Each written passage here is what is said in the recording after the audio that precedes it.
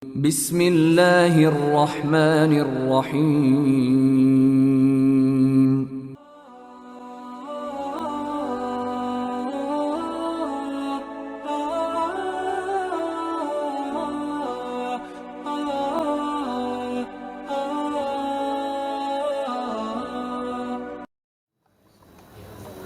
Assalamualaikum warahmatullahi wabarakatuh. Waalaikumsalam warahmatullahi wabarakatuh.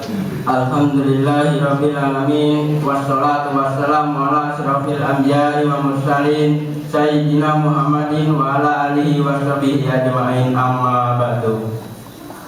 Kepada seluruh jamaah salat isya dan salat tarawih yang dirahmati oleh Allah Subhanahu wa taala, pertama-tama marilah kita panjatkan puja dan puji syukur atas kehadirat Allah Subhanahu wa taala yang telah memberi kita nikmat iman, nikmat Islam serta kesehatan, sehingga kita dapat menjalankan ibadah hingga saat ini, sehingga kita dapat berkumpul dan hadir di mushola yang mulia ini untuk menjalankan sholat tarawih yang insya Allah akan kita laksanakan secara berjamaah. Yang kedua yaitu senantiasa berselawat kepada Nabi besar kita Nabi Muhammad SAW serta keluarganya, sahabatnya dan para pengikut-pengikutnya. Mudah-mudahan kita menjadi umatnya yang mengikuti beliau hingga akhir kiamat. Amin amin ya rabbal alamin. Hadirin jamaah yang dirahmati oleh Allah Subhanahu wa taala, berdirinya saya di sini akan menyampaikan beberapa hal sebagai berikut. Yang pertama yaitu sedekah Ramadan bertanggal 7 April 2023 yaitu sejumlah 10.132.000 rupiah. Yang kedua yaitu pemasukan pertanggal 8 April 2023 sejumlah 200.000 rupiah. Yang ketiga yaitu pengeluaran pertanggal 8 April 2023 yaitu sejumlah 300.000 rupiah.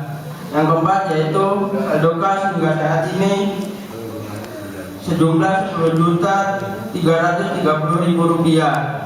Kami atas nama pengurus mengucapkan pada para jamaah jazakumullah khairan katsiran, semoga Allah melipat gandakan rezeki para jamaah. Amin amin ya rabbal alamin. Untuk malam ini selaku imam sholat tarawih dan tausiah diisi oleh Ustadz Riau.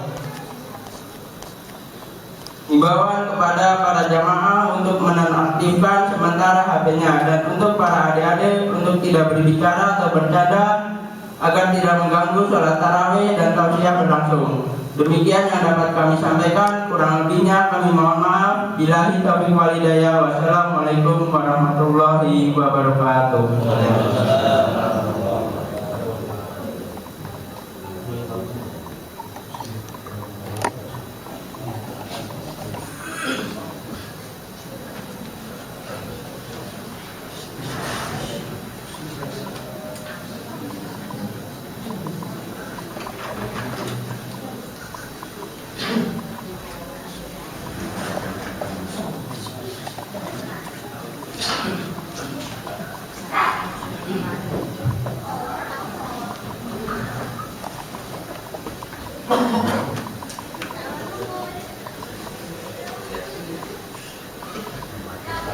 Bismillahirrahmanirrahim. Assalamualaikum warahmatullahi wabarakatuh. Waalaikumsalam warahmatullahi wabarakatuh. Alhamdulillah, nahmaduhu wa nasta'inuhu wa nastaghfiruhu wa nu'minu bihi wa natawakkalu 'alaihi wa na'udzu billahi min shururi anfusina wa min sayyiati a'malina. May yahdihillahu fala mudilla lahu wa may yudlilhu fala hadiya lahu. أشهد أن لا إله إلا الله وحده لا شريك له وأشهد أن محمدا عبده ورسوله لا نبي بعده. اللهم صل على محمد وعلى آل محمد. فقال الله تبارك وتعالى في كتابه الكريم: أعوذ بالله من الشيطان الرجيم، بسم الله الرحمن الرحيم، والعصر إن الإنسان لفي خسر إلا الذين آمنوا وعملوا الصالحات وتواصوا بالحق وتواصوا بالصبر. وقال صلى الله عليه وسلم: لو تعلم أمتي ما في رمضان لتمنت أمتي أن تكون السنة كلها رمضان أو كما قال صلى الله عليه وسلم. Hadirin jamaah mushola al-badr yang dirahmati Allah Subhanahu wa taala. Kita ini hamba Allah Subhanahu wa taala yang diciptakan oleh Allah Subhanahu wa taala, yang dimatikan oleh Allah Subhanahu wa taala, yang diberikan rezeki oleh Allah Subhanahu wa taala, yang dipelihara oleh Allah Subhanahu wa taala. Tiada daya dan upaya kecuali dengan qudratullah, dengan kehendak Allah, dengan kekuatan Allah. Maka duduknya kita di sini ini kehendak Allah. Duduknya kita di sini ini qudratullah, dengan izin Allah, Allah dudukkan kita di sini. Maka hadirin jamaah dirahmati Allah Subhanahu wa taala, kalau kita melihat tanda-tanda keimanan seseorang, maka kita lihat daripada amal orang itu sendiri. Semakin dia cinta terhadap amalnya, maka semakin tinggi imannya, kualitas imannya semakin tinggi. Maka kualitas iman seseorang dilihat sejauh mana dia senang atau tidak dengan amal-amal yang baik. Ini rumus hadirin yang mulia, tidak jauh. Jika kita melihat kualitas iman seseorang, maka lihat kedudukan dia dengan amal agama, suka atau tidak, senang atau tidak. Maka Nabi SAW katakan, "Idza sarratka hasanatuka wa idza sa'atka sayyi'atuka fa anta mu'min." Kalau kamu senang dengan amal baik, dan kalau kamu sedih dengan amal buruk kamu, tandanya kamu beriman kepada Allah. Maka hari ini duduknya kita di sini bapak-bapak sekalian, duduk dalam majelis taklim seperti suka atau tidak ini? Sungguh-sungguh atau tidak? Ngantuk atau tidak? Ngobrol atau tidak? Ini kualitas iman kita diuji hari ini Pak, di sini Pak, dengan duduknya kita di sini.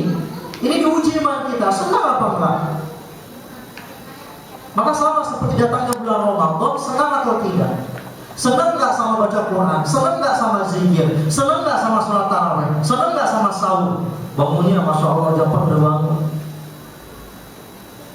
Tarawih juga sama, ada 20 rakaat, ada yang baca 1 juz, 2 juz. Ini luar biasa Pak. Maka senang nggak hari ini kita dengan amal baik kita? Kalau kita hari ini senang dengan amal baik, tandanya kita beriman kepada Allah Subhanahu wa taala. Tapi kalau biasa-biasa saja dengan amal baik, atau kurang suka dengan amal baik, maka dipertanyakan iman kita. Maka hadirin jamaah dirahmati Allah Subhanahu wa taala, Masya Allah saya pernah di sini, ya, saya mohon maaf saya pernah di sini, ya, saya samina wa ta'na diputus musyawarah oleh Haji Yusuf, ya, suruh isi di mushola al-badr. Ya, saya samina wa ta'na siap, suruh imam siap, suruh apa-apa insyaallah siap insyaallah. Maka hadirin jamaah dirahmati Allah Subhanahu wa taala, Nabi SAW sabdakan, "Ad-dunya khuliqat lakum wa antum khuliqtum lil akhirah." Dunia ini diciptakan untuk kalian, tetapi kalian diciptakan untuk kampung akhirat. Maka hadirin yang mulia, hakikatnya kita ini diciptakan di dunia untuk kampung akhirat. Kampung kita di mana Pak? Di akhirat. Bukan di Jawa Pak, bukan di Semarang, bukan di Jogja, di Solo, itu kampung-kampungan Pak. Tapi kampung beneran kita adalah kampung akhirat, yang mana kita akan kembali, gak akan kembali lagi ke dunia. Yang mana susah selama-lamanya, yang mana senang selama-lamanya. Itu kampung kita sesungguhnya Pak. Maka kalau kita pergi ke kampung akhirat, kok bekal kita kurang, belangsak hidup kita nanti ke akhirat Pak. Sebentar lagi kita memudik Pak, ke kampung kita, kampung-kampungan, itu perlu bekal. Ya, nggak cukup 1 juta, nggak cukup 5 juta, minimal 10 juta kita bawa kampung.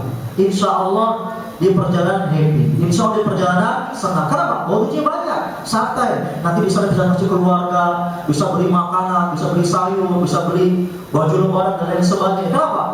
Bawa amalnya banyak, bawa perbekalannya banyak. Tetapi sebaliknya, jika perbekalannya sedikit, maka dia akan sengsara. Maka begitu pun hadirin yang mulia, kita akan kembali ke kampung akhirat. Apa yang kita bawa? Bukan harta, bukan jabatan, bukan tahta, bukan rumah, bukan ekonomi, tetapi yang kita bawa adalah amal. Allah Subhanahu wa taala firmankan dalam surah Al-Mulk, "Alladzi khalaqal mauta wal hayata liyabluwakum ayyukum ahsanu amala." Dialah Allah yang menciptakan kehidupan dan kematian untuk menguji manusia siapa yang paling baik amalnya. Siapa yang paling baik amalnya. Bukan siapa yang paling baik kendaraannya, Pak. Bukan siapa yang paling baik rumahnya. Bukan siapa yang paling baik bagus bajunya. Siapa yang paling baik perabotan rumahnya. Siapa yang paling baik kamarnya, rumahnya, bukan. Tetapi siapa yang paling baik amalnya. Itu yang Allah kehendaki, Pak. Tetapi kenyataan orang Islam hari ini, hadirin yang mulia, yang diperbaiki bukan amal, Pak. Rumah diperbaiki, kendaraan diperbaiki, hidup diperbaiki, makan diperbaiki, sehingga rumah seperti restoran, Pak. Rumah seperti bioskop, televisi ada, semua film movie ada semua. Rumah seperti restoran, semua makanan ada, Pak. Mau makan apa aja ada, mau Grab pun, Shopee pun, apalagi semua ada. Tetapi amal tidak diperbaiki. Maka hari ini orang-orang Islam, hadirin yang mulia, memikirkan bagaimana hidup enak, Pak, tetapi tidak memikirkan bagaimana cara mati enak. Bagaimana cara mati enak? Ketika meninggal dunia mengucapkan kalimat la ilaha illallah. Maka baik buruknya manusia tergantung hati-hatinya manusia, Pak. Hatinya baik pasti keadaannya baik. Hatinya buruk pasti amalnya buruk. Nabi SAW sabdakan, "Ala inna fil jasadi mudghah. Fa'in soluhat sa'iru amali wa in fasadat sa'iru amali." Ala wa yaqul. Masya Allah. Nabi SAW sabdakan, sesungguhnya di dalam jasad manusia ada satu gumpal daging. Jikalau gumpal daging ini baik, maka amal keadaannya di dunia akan baik. Tetapi sebaliknya, jika gumpalan daging ini rusak, maka keadaannya, amalnya pun akan rusak. Ala waliyalufan. Tidaklah gumpalan daging itu berubah hati. Hadirin yang mulia, hati ini kata ulama seperti teko. Diisi susu yang keluar susu, diisi teh yang keluar teh, diisi kopi yang keluar kopi. Gak mungkin diisi susu yang keluar kopi, itu gak mungkin, mustahil, Pak. Ya, kita punya teko diisi kopi, pas dituang tiba-tiba kok susu, gak mungkin. Maka diisi susu yang keluar susu, diisi kopi yang keluar kopi. Hati manusia sama, Pak. Hati manusia diisi dengan kebesaran Allah, maka ketika sakaratul maut, maka yang keluar dari lisan kita adalah Allah. Tapi sebaliknya, apabila hati kita diisi dengan kemungkaran, diisi dengan maksiat kepada Allah, diisi dengan keburukan, diisi dengan dunia, maka nanti yang keluar dari hati kita adalah dunia, bukan Allah. Maka hadirin jamaah yang dirahmati Allah Subhanahu wa taala, dunia ini hadirin yang mulia, tempat meninggal, Pak, bukan tempat tinggal. Dunia tempat meninggal, bukan tempat tinggal. Di mana tempat tinggal kita, Pak? Di akhiratnya Allah Subhanahu wa taala. Maka sahabat ini adalah manusia yang paling paham dengan perkara ini, Pak. Para sahabat itu tidak gila dengan dunia, tidak terlalu suka dengan dunia, tidak terlalu cinta dengan dunia. Kenapa demikian? Karena dia sandarkan nafsunya hanya untuk agama. Sebagaimana hadis Nabi SAW, la yu'minu ahadukum hatta yakuna hawahu taba'an lima jumtuhi. Tidak sempurna iman seseorang di antara kalian sebelum hawa nafsu kalian disandarkan kepada agama yang aku bawa. Jadi semua nafsunya sahabat itu disandarkan kepada agama yang Nabi bawa. Tapi hari ini nafsu kita disandarkan kepada dunia yang sementara. Sandang, pangan, padahal hadirin yang mulia, di dalam sandang, di dalam pangan, di dalam papan itu belum ada jaminan dari Allah. Berapa banyak hari ini punya sandang, lupa kepada Allah. Berapa banyak hari ini punya pangan, lupa kepada Allah. Berapa banyak hari ini punya papan, lupa kepada Allah. Tetapi di dalam agama ada jaminan Allah. Di dalam agama ada janji-janji Allah. Maka kata Nabi SAW, beliau sabdakan apa, Pak? Khairul qurun qarni, sebaik-baik zaman adalah zamanku. Sebaik-baik zaman adalah zamanku. Tsummal ladzina yalunahum, tsummal ladzina yalunahum. Kemudian orang-orang yang mengikuti setelah zamanku, katanya. Kenapa dikatakan Nabi ini umat terbaik? Kenapa dikatakan zaman Nabi adalah zaman terbaik? Kenapa? Padahal kalau kita tinjau secara logika, zaman Nabi ini zaman keterbelakangan, Pak, jadul. Internet belum ada, handphone belum ada, kereta belum ada, mobil belum ada, pesawat belum ada, Shopee Food belum ada Pak, Grab Food belum ada, Grab, apalagi Maxim itu belum ada semua Pak. Tetapi kenapa dikatakan umat yang terbaik? Kenapa dikatakan zaman yang terbaik? Karena nafsunya sahabat disadarkan kepada agama. Maka dikatakan zaman yang terbaik. Kenapa hari ini agama lengser Pak? Kenapa hari ini agama turun? Karena hari ini nafsu kita, keinginan kita disandarkan bukan kepada agama. Maka wajar hari ini agama lengser, dihinakan, dicaci, dimaki seperti anak yatim Pak. Tapi zaman sahabat agama ini kuat. Maka ada pepatah, tak kenal maka tak sayang, tak sayang maka tak cinta, tak cinta maka tidak ada pengorbanan untuk cinta. Kenapa zaman sahabat agama ini maju? Karena sahabat kenal dengan agama.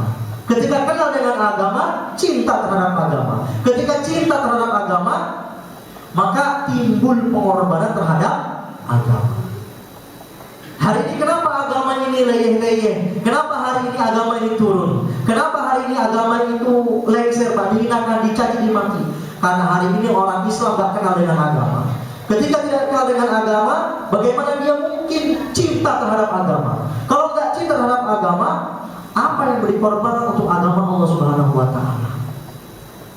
Maka hadirin jamaah dirahmati Allah Subhanahu Wa Taala, baik buruknya kita bukan dilihat daripada teknologi Pak, bukan. Baik buruknya kita bukan dilihat daripada teknologi, lomba teknologi canggih-canggih di mana-mana, bukan. Hadirin yang mulia, zaman Nabi nggak ada teknologi, tetapi dikatakan zaman yang terbaik. Kenapa? Agamanya maju. Maka hari ini kalau kita mau maju di hadapan Allah, majukan agamanya, Pak. Majukan agamanya dengan cara apa? Dengan cara mentaati perintah Allah Subhanahu Wa Taala melalui pintu-pintu masjid. Maka hadirin jamaah yang dirahmati Allah Subhanahu Wa Taala, hari ini kita di dunia nunggu dua perkara aja Pak, nggak lebih nggak kurang. Nunggu apa? Dua perkara. Yang pertama nunggu waktu sholat, yang kedua nunggu waktu disolatkan. Siapapun orangnya, apapun kesibukannya, bapak orang kaya, orang miskin, sakit, tua, muda, nunggu sholat. Sekarang dengarkan ceramah, nunggu sholat witir Pak. Setelah sholat witir nunggu sholat subuh. Setelah sholat subuh nunggu sholat zuhur. Setelah sholat zuhur nunggu sholat asar. Asar, maghrib, maghrib, isya, isya, subuh. Terus satu hari nunggu waktu sholat. Berapa kali? 5 waktu sholat. Bapak sibuk di kantor, sibuk apapun tetap nunggu sholat Pak. Yang di kantor, yang di pasar, yang di toko tetap nunggu sholat. Yang sakit nunggu sholat, yang sehat nunggu sholat. Tidak terluput daripada sholat. Kenapa sholat? Karena kata Nabi SAW, awwalu ma yuhasabu bil 'abdu yaumil qiyamah as-shalah, fa in salahat salaha sa'iru 'amali wa in fasadat fasada sa'iru 'amali. Masya Allah. Kata Nabi SAW, amal yang pertama kali akan dihisab kepada seorang hamba pada hari kiamat adalah sholat. Jika sholatnya baik, maka hidupnya baik. Jika sholatnya buruk, maka amalnya buruk, hidupnya buruk. Baik buruknya kita, susah buruk hari ini, senang bahagia tergantung sholat kita. Kenapa hari ini kita masih susah juga? Perhatikan kualitas sholat kita. Kenapa hari ini anak ngelawan sama kita, istri ngelawan sama kita, istri gak mau tutup aurat? Perhatikan sholat suami, benar apa enggak, berjamaah apa enggak, tepat waktu apa enggak. Karena yang bisa menjamin kehidupan kita adalah sholat kita. Sholat Pak, gak ada dispensasi Pak. Setelah kita beriman kepada Allah, rukun yang kedua adalah sholat. Tidak ada dispensasi sholat. Orang sakit gak puasa gak apa-apa. Orang miskin, fakir, gak punya apa-apa, gak wajib zakat fitrah Pak. Miskin gak punya apa-apa, gak wajib haji. Tetapi miskin gak punya apa-apa, tetap wajib sholat Pak. Itu sholat. Gak bisa berdiri, duduk. Gak bisa duduk, rebahan. Gak bisa rebahan, pakai isyarat tangan. Gak bisa pakai isyarat tangan, pakai isyarat mata. Gak bisa juga disolatkan. Saking pentingnya sholat. Hari ini masjid di mana-mana Pak. Mana makmumnya? Mana mereka? Sibuk di jalan, sibuk main, sibuk kerja, sibuk dengan dunia. Hadirin yang mulia, kata Nabi SAW, as-salatu amududdin, salat adalah tiangnya agama. Salat adalah tiang agama. Faman aqamaha faqad aqama ad-din, wa man tarakaha faqad hadama ad-din. masjid. Siapa yang kerjakan sholat berarti dia telah mengokohkan tiang agama. Siapa yang tinggalkan sholat berarti dia telah menghancurkan agama. Bapak-bapak, kalau hari ini ada 5 orang Pak, badannya keker-keker datang ke musola Al-Badriyah Pak, bawa palu 5 kilo. Dia hancurkan masjid ini Pak, musola ini, bagaimana perasaan kita Pak? Jujur Pak, bagaimana perasaan Bapak kalau ada orang gak dikenal 5 orang datang bawa palu 5 kilo Pak masing-masing. Dia hancurkan kaca, hancurkan AC, hancurkan kipas angin, hancurkan mimbar, hancurkan semuanya. Bagaimana perasaan kita Pak? Sebelum kita kasih ke polisi, kita gebukin dulu Pak. Sampai puas baru kita kasih polisi. Saking keselnya Pak, ngelihat ada orang, ada manusia hancurkan masjid, hancurkan musola. Perasaan kita luar biasa gerah Pak, marah. Yang nggak biasa marah jadi marah, yang nggak biasa mukul jadi mukul. Kenapa? Saking marahnya ngelihat ada orang menghancurkan musola. Padahal hadirin yang mulia, musola dihancurkan bisa dibangun Pak, nggak usah khawatir. Tapi berapa banyak hari ini orang yang tinggalkan sholat menghancurkan agama, kita santai-santai. Leha-leha. Dia ini bukan saya. Nah kalau hari ini dibalik Pak, ada orang hancurin agama kita di masjid, biarin aja dia hancurin masjid, dia ini yang hancurin bukan kita. Gimana perasaan kita Pak? Kalau kita punya perasaan seperti itu Pak, punya pemikiran ada orang hancurin masjid, biar urusan dia nih, hancurin bukan urusan kita. Gimana Pak? Ada Pak orang seperti itu. Namanya orang tak berakal, orang gila nih Pak, orang punya pikiran, ada orang hancurin masjid, kok kita santai-santai? Malah dikasih makan, Pak sini Pak, udah hancurin masjid, Pak sini Pak, makan dulu Pak, minum dulu Pak, udah makan atau belum? Ada nggak gitu Pak? Nggak ada. Tapi berapa banyak hari ini Pak, orang menghancurkan masjid, orang menghancurkan agama di rumah kita hadirin yang mulia. Istri nggak sholat, anak nggak sholat, diri kita pun mungkin nggak sholat, menghancurkan agama di rumah kita. Dikasih makan, dikasih minum, dikasih fasilitas, dikasih kamar, dikasih selain, masya Allah. Anak-anak kita nggak sholat Pak. Minta makan kita kasih makan, minta minum dikasih minum, minta handphone dikasih handphone, minta mobil dikasih mobil, minta motor dikasih motor. Menghancurkan agama di rumah kita, kita sayang-sayang Pak. Apa sikap kita hadirin yang mulia? Kita ajak mereka dengan hikmah, ajak mereka kembali kepada Allah dengan hikmah. Maka hadirin jamaah dirahmati Allah Subhanahu wa taala, ini bulan Ramadan Pak, bulan mulia. Yang mulia bukan orangnya Pak, bulan yang mulia. Kenapa? Bapak nggak usah dakwah, orang-orang udah sholat ke masjid Pak. Bapak nggak usah risau, orang datang ke masjid. Jalannya nggak pernah dipakai sholat, jadi dia pakai sholat Pak. Ketika datangnya bulan Ramadan. Tapi lihat nanti di akhir bulan Ramadan hadirin yang mulia, musola sepi apalagi jalanan. Jadi bulan Ramadan ini yang mulianya adalah bulan Ramadan, bukan orang. Tapi sahabat ini menginginkan bagaimana setiap tahun seperti bulan Ramadan. Sebagaimana hadis Nabi SAW, "Lau ta'lamu ummati ma fi Ramadan, latamannat ummati an takuna samahullah Ramadan." Seandainya engkau mengetahui saking besarnya pahala di bulan Ramadan, maka engkau akan menginginkan semua tahun-tahun seperti bulan Ramadan. Ini para sahabat menginginkan bulan-bulan berikutnya seperti bulan Ramadan. Ya, alhamdulillah kemarin saya baru pulang dari Bangladesh Pak. Sebentar lagi 2 bulan lagi selesai. Saya cerita sebentar. Di Bangladesh ini luar biasa Pak. Ada masjid 4 tingkat. Itu sholat subuhnya sama seperti sholat Jumat. Bisa dibayangkan. Sholat Jumat sama sholat subuh sama, nggak ada bedanya. Imamnya hafiz Quran. Kecil-kecil 11 tahun 12 tahun semuanya hafiz Quran. Bacanya sekali sholat tarawih 2 juz Pak. Gimana nggak pegel kaki Pak? Kita di Indonesia 8 rakaat udah gitu bacanya itu lagi Pak. Qul huwallahu inna anzalna. Itu pun masih banyak nggak sholat. Saya nyari masjid yang nyari surat-surat itu yang pendek-pendek Pak. Sampai saya keliling masjid, keliling musola, sampai saya cari musola yang paling kecil nih. Saya pikir ini musola kecil nih yang sholat kalau nggak 8 rakaat baca pendek-pendek nih. Buat apa Pak kaki saya Pak? 2 juz 1 kali baca Imam Tarawih, lampunya dimatiin semuanya, masya Allah. Semuanya kuat, kaki saya bergetar. Nyari, oh ada musola kecil. Wah saya sholat isi paling depan Pak. Karena mungkin nih musola kecil imamnya juga biasa-biasa. Ternyata sama bacaannya 2 juz, imamnya hafiz Quran, masya Allah kejebak. Bisa dibayangkan Pak, Bangladesh itu negara miskin Pak. Makanya ini pertanyaan, ngapain tuh orang-orang jenggot tuh ngapain, ke Solo tuh ngapain gitu. Ngelihat peradaban Islam di sana, Pak. Setiap masjid semuanya hafiz Quran. Anak-anak 10 tahun sudah hafiz Quran, sudah hafal Quran, Pak. Jarang anak-anak di sana main handphone tuh jarang, Pak. Perempuan-perempuannya ya paling selemah-lemahnya iman itu masih pakai jilbab, Pak. Nggak ada buka aurat, Pak. Cara pendek itu nggak ada. Apalagi kalau melihat laki-laki perempuan melihat kita itu, masya Allah, langsung memalingkan wajah, Pak. Takut ketemu laki-laki. Di pasar nggak ada perempuan. Tukang sayur laki. Tukang warteg laki nggak ada perempuan. Di sana perempuan luar biasa.